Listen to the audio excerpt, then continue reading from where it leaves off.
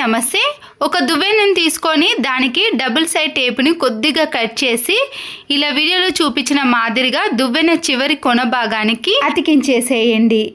ఇలా అతికించిన దువ్వెనను తీసుకొని విండోస్లో చాలా డస్ట్ పడుతుంది కదండి, సన్నని డస్ట్ని మనము క్లాత్తో కంటే ఇలా ప్లాస్టర్తో తీసేసామనుకోండి, డస్ట్ అనేది పైకి లేవకుండా ఎలాంటి ఎలర్జీస్ రాకుండా ఈ డబుల్ సైడ్ టేపుకే పూర్తిగా అతుక్కొని వస్తుంది. ఇలాంటి చిన్న చిన్న స్పేస్లో చాలా డస్ట్ పడ్డప్పుడు మనము ఇలా దువ్వెన సహాయంతో మనము క్లీన్ చేసుకోవచ్చు. క్లాత్తో క్లీన్ చేసామనుకోండి, మళ్ళీ ఆ క్లాత్ని వాష్ చేయాల్సిన పని కూడా ఏర్పడుతుంది. ఇలా విండోస్ని నీట్గా క్లీన్ చేసుకోండి.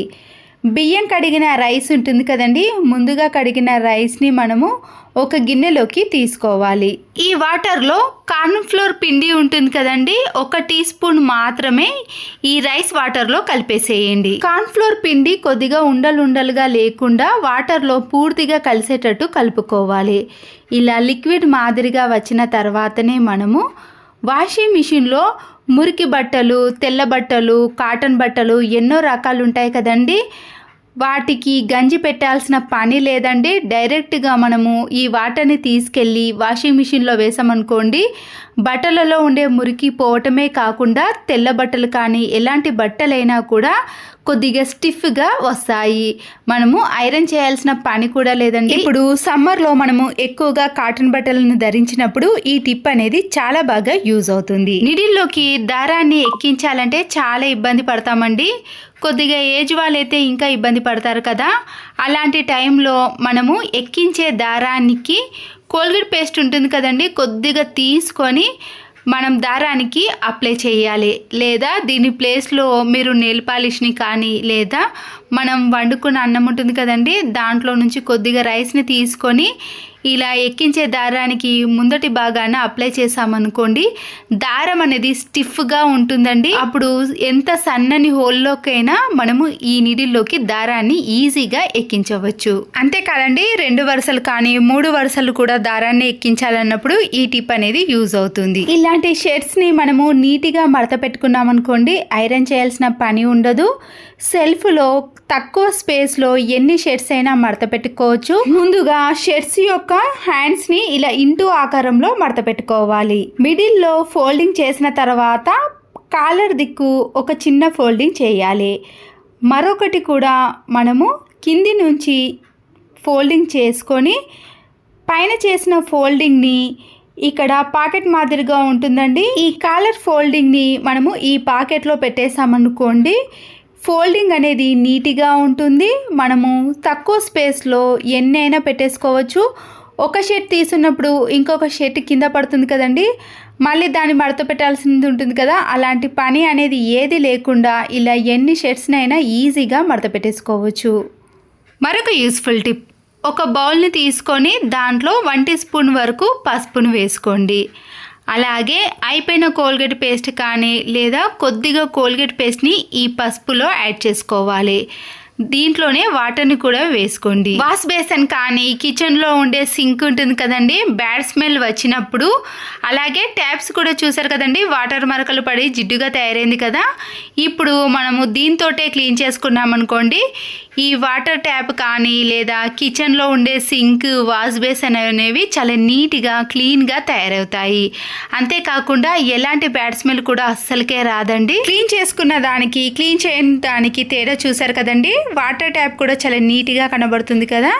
మరొక యూస్ఫుల్ టిప్, నాఫ్థలిన్ బాల్స్ ఉంటాయి కదండి, దాంట్లో నుంచి ఒక బాల్ని తీసుకొని కిచెన్ సింకులో రాత్రిపూట బొద్దింకలు, బల్లులు ఎక్కువగా తిరుగుతాయి కదా, మనము గిన్నెలన్నీ క్లీన్ చేసిన తర్వాత దీంట్లో నాఫ్థలిన్ బాల్ని వేసామనుకోండి, ఈ స్మెల్కి బొద్దింకలు కానీ బల్లులు కానీ అస్సలకే రావు. అదేవిధంగా వాష్ బేసిన్లో వేసినా కూడా బ్యాడ్ స్మెల్ రాదు. అయిపోయిన కోల్గేట్ పేస్ట్లు వేస్ట్ అని పడేస్తాం కానీ వీటిని కూడా యూజ్ చేసుకోవచ్చండి. ఇలా చిన్నగా ఫోల్డ్ చేసుకొని డోర్స్కి మనము గాలికి అటు ఇటు పడటం కానీ లేదా చిన్నపిల్లలు డోర్ లాక్ చేసుకుంటారు కదండి, అలా లాక్ కాకుండా ఉండాలంటే ఇలా మనం కోల్గేట్ పేస్ట్ని వీడియోలో చూపించిన మాదిరిగా పెట్టేసేయండి. ఒకవేళ డోర్నీలో పెట్టేసుకున్నా కూడా గ్యాప్ అనేది ఉంటుందండి. దీనివల్ల లాక్ అనేది అస్సలకే పడదు. గాలి ఎక్కువగా వచ్చినప్పుడు కానీ పిల్లలు వేసుకుంటారనే భయం ఉన్నప్పుడు ఈ టిప్ అనేది చాలా బాగా యూజ్ అవుతుంది. సరుకులు తెచ్చుకున్నప్పుడు ఏవైనా ఎక్స్ట్రా మిగిలినవి ఇదే కవర్లో పెట్టేసాం కదండి, కానీ గాలి వెళ్ళి త్వరగా మెత్తబడటం లేదా పురుగు పట్టడం లాంటిది జరుగుతుంది. మనకి ఎక్కడి వరకు అయితే ఉందో అక్కడి వరకు ఇలా రెండు వైపులా ఫోల్డ్ చేసుకొని రివర్స్లో రౌండ్గా మలుచుకుంటూ పై భాగాన్ని మనము ఇలా కిందికి అనేసామనుకోండి, దాంట్లోకి గాలి అనేది వెళ్ళదు. ఒకవేళ ఈ కవర్ కింద పడ్డా కూడా దాంట్లో నుంచి బయటకి రాకుండా ఉంటాయి. మరొక యూస్ఫుల్ టిప్, పాలను మనము ప్రతిరోజు వేడి చేసిన తర్వాత దీనిపైన 2-3 పొంగులు వచ్చిన తర్వాత క్యాప్ని ఇలా చిల్లులున్న గిన్నెను పెట్టేసామనుకోండి, మీగడ అనేది ఎక్కువగా వస్తుంది. నెయ్యి తీసే వాళ్ళకు ఈ టిప్ ఎక్కువగా యూజ్ అవుతుంది. అయిపోయిన సిరప్ బాటిల్ కానీ ఎక్స్పైర్ అయిపోయిన సిరప్ బాటిల్ ఉంటాయి కదండి, ఆ క్యాప్ను ఇలా తీసిన తర్వాత లోపట మనకి వైట్ కలర్లో ఒక షీట్ ఉంటుంది. దాన్ని ముందుగా ఏదైనా క్లాత్తో క్లీన్ చేసిన తర్వాత నైఫ్తో కానీ లేదా ఏదైనా సీజర్తో కానీ ఇలా గట్టిగా అనేసామనుకోండి, దానిపై ఉండే పేపర్ అనేది వచ్చేస్తుంది. మీరు పెన్తో కానీ పెన్సిల్తో కానీ రౌండ్గా చిన్నగా మార్క్ చేసుకోవాలండి. ఇలా రెండుగా మార్క్ చేసుకున్నాక సీజర్తో కట్ చేసుకోవాలి. కట్ చేసుకున్న దానికి మధ్యలో మనము చిన్న హోల్ అనేది చేసుకోవాలండి. ఈ బటన్స్ని మనము చెవులకు ఇయర్ రింగ్స్ పెట్టుకుంటాం కదండి, ఒక్కొక్కసారి చెవుల నుంచి ఇయర్ రింగ్స్ అనేవి కిందికి వేలాడినట్టు స్టిఫ్గా లేనప్పుడు ఇలా మందంగా ఉండే షీట్ని పెట్టేసుకున్నాం అనుకోండి, ఎంత పెద్ద కమ్మలు పెట్టుకున్నా కూడా చెవి హోల్ అనేది అస్సలకే కనబడదు. వాడి పడేసే ఇలా టానిక్ సీసాలను కూడా మనము ఇయర్ రింగ్స్కి యూస్ చేసుకోవచ్చు. మరొక యూస్ఫుల్ టిప్ని కూడా చూసేయండి. మనము చపాతీ పిండిని తడిపిన తర్వాత ఇలా చిన్న చిన్న బాల్స్ లాగా ప్రిపేర్ చేసుకొని చపాతీ కర్రతో చేస్తాం కదండి, చపాతీలను చేసేటప్పుడే నేను డైరెక్ట్గా దీనిపైన కొద్దిగా ఆయిల్ని అప్లై చేసి సమోసా షేప్ ఆకారంలో మలుచుకొని చపాతీలను చేశాను. దీనివల్ల చపాతీలు అనేవి చాలా పొంగుతూ సాఫ్ట్గా మృదువుగా వస్తాయండి. చపాతీలను చపాతీ పెనం పైన కాకుండా ఇలా ప్రెషర్ కుక్కర్ని పెట్టేసి హై ఫ్లేమ్లో వేడి చేయాలి. ఇప్పుడు దీనిలో కొద్దిగా ఆయిల్ని వేయండి. ముందు చపాతీకి మాత్రమే నేను ఇక్కడ ఆయిల్ని వేసానండి, మిగతా చపాతీలకు అస్సలు ఆయిల్ వేయకుండా వేసాను. అయితే పెనానికి అతుక్కోకుండా ఉండటానికి ముందుగా ఆయిల్ని వేసి ఒక చపాతీని వేయించాలి. చపాతీలు సాఫ్ట్గా రావాలి అంటే ఇలా ప్రెషర్ కుక్కర్ పైన క్యాప్ను పెట్టేసి కొద్దిసేపు మాత్రమే పెనాన్ని వేడి చేయాలండి, అప్పుడే మనకి చపాతీలు అనేవి మృదువుగా వస్తాయి. ప్రెషర్ కుక్కర్లో కూడా చపాతీలు అనేవి ఇలా పొంగుతూ వస్తాయండి. తర్వాత మరొక వైపు టర్న్ చేసుకొని ఇలా రెండు వైపులా చపాతీలను వేయించాలి. మనము పెనం పైన కంటే ఇలా ప్రెషర్ కుక్కర్లో వేయించామనుకోండి, చాలా ఫాస్ట్గా పెనం అనేది ఎక్కువగా వేడవటం వలన గ్యాస్ ఆదా అవ్వడంతో పాటు చపాతీలు కూడా చాలా మృదువుగా వస్తాయండి, త్వరగా గోలుతాయి.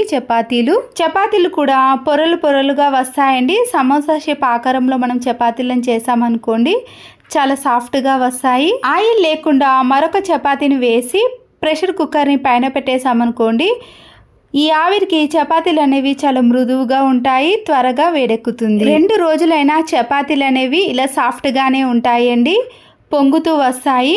ఆయిల్ పెట్టకపోయినా కూడా పొంగుతూనే వస్తాయండి. ఇలా 2 వైపులా వేయించిన తర్వాత చపాతీలను మనము హాట్ బాక్స్లో పెట్టుకున్నాం అనుకోండి, 2-3 డేస్ అయినా చపాతీలు మృదువుగా ఉంటాయి. మళ్ళీ మనం పెనం మీద కంటే ఇలా ప్రెషర్ కుక్కర్లో వేయించామనుకోండి, గ్యాస్ కూడా ఆదా అవుతుంది, త్వరగా చపాతీలని వేయించుకోవచ్చు. చూడండి, మనము చపాతీలు వేయించినవి ఇలా పొరలు పొరలుగా మృదువుగా సాఫ్ట్గా ఎన్ని చపాతీలైనా చాలా ఫాస్ట్గా చేసుకోవచ్చు. ఈ టిప్స్ అన్నీ మీకు నచ్చినట్లయితే తప్పకుండా ఒక లైక్ చేసి మీ ఫ్రెండ్స్కి కానీ రిలేటివ్స్కి షేర్ చేయండి. మరో యూస్ఫుల్ వీడియోతో మళ్ళీ కలుద్దాం. Thanks for watching.